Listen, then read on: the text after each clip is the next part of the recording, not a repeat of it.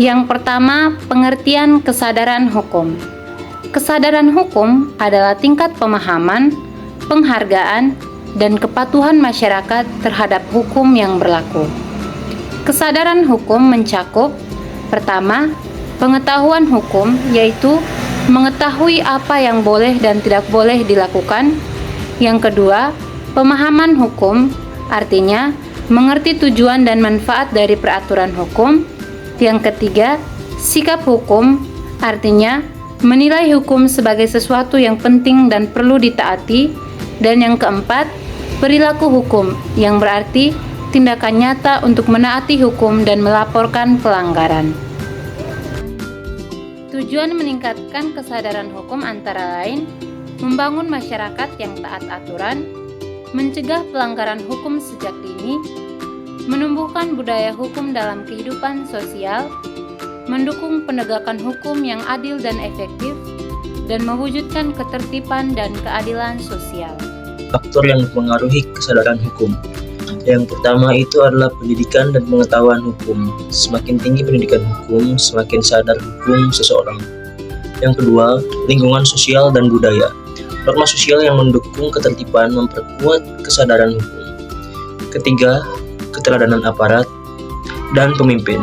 Masyarakat cenderung meniru perilaku hukum dari tokoh publik. Yang keempat, efektivitas penegakan hukum. Jika hukum ditegakkan adil, kepercayaan masyarakat meningkat. Selanjutnya ada upaya meningkatkan kesadaran hukum. Yang pertama, melalui pendidikan.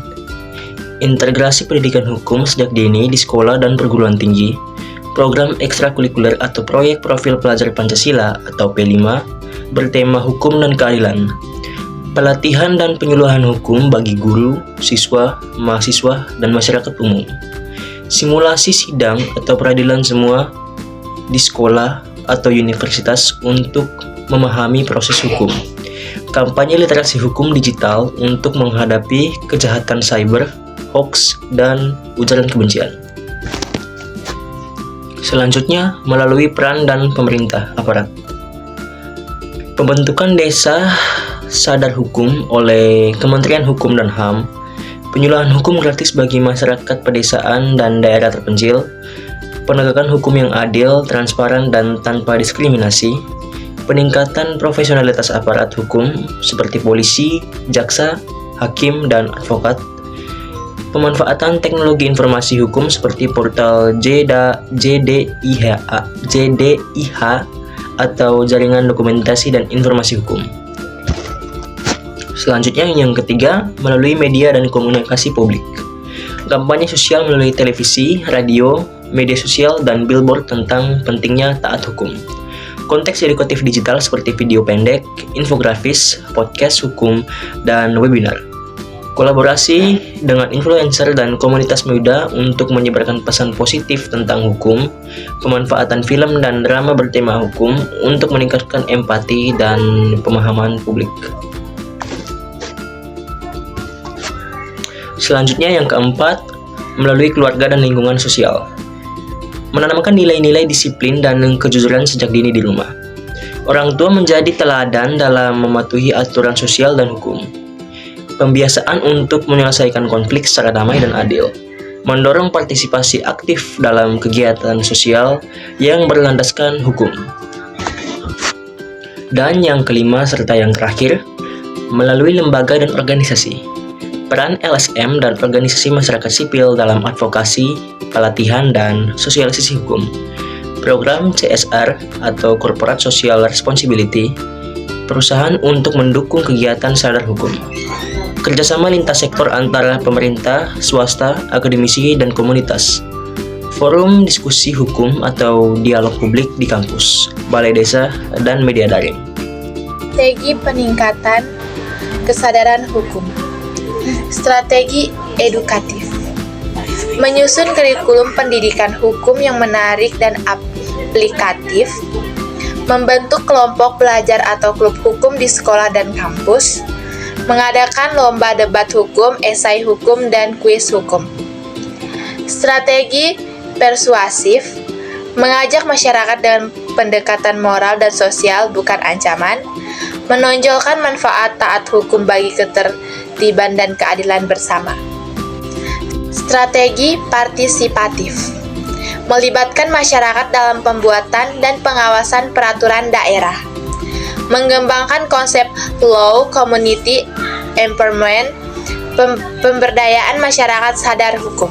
Strategi preventif memberikan informasi jelas tentang sanksi pelanggaran hukum, meningkatkan sistem peringatan dini terhadap potensi pelanggaran. Strategi penekanan hukum atau represif menindak pelanggaran hukum secara tegas dan adil untuk memberi efek jera, menampilkan kasus pelanggaran hukum sebagai pembelajaran publik, bukan sekedar hukuman. Yang berikut keberhasilan kesadaran hukum. Yang pertama, menurunnya angka pelanggaran dan tanda kriminal, meningkatnya partisipasi masyarakat dalam kegiatan hukum dan sosial, banyaknya desa, sekolah, atau komunitas yang mendapat predikat sadar hukum, terbentuknya opini publik positif tentang pentingnya ketaatan hukum, serta kepercayaan masyarakat terhadap lembaga penegak hukum. Yang berikut contoh nyata upaya di Indonesia. Yang pertama, program desa atau kelurahan sadar hukum oleh Kemenkumham. Yang kedua, Gerakan Nasional Sadar Tertib Lalu Lintas dan Angkutan Jalan atau GNSTA oleh Korlantas Polri.